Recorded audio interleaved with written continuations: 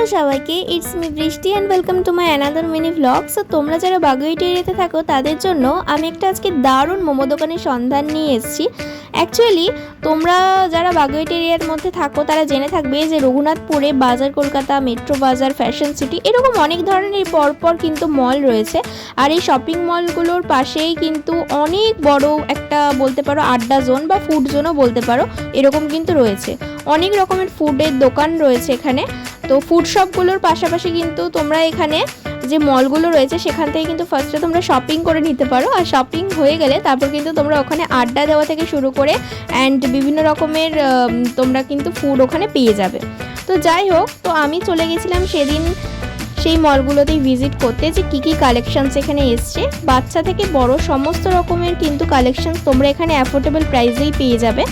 তো তোমরা এখানে এসে শপিং করে নেওয়ার পর তারপর দেখতেই পাচ্ছ, তোমাদের সাথে আমি লোকেশনটা শেয়ার করে দিচ্ছি। মেট্রো বাজারের ঠিক অপোজিটে একটা কাকু বসেন, পুরো দার্জিলিং স্টাইলের মোমোর মতো মোমো এখানে খেতে, মানে অসাধারণ টেস্ট। আর স্টাফিংটাও দারুণ।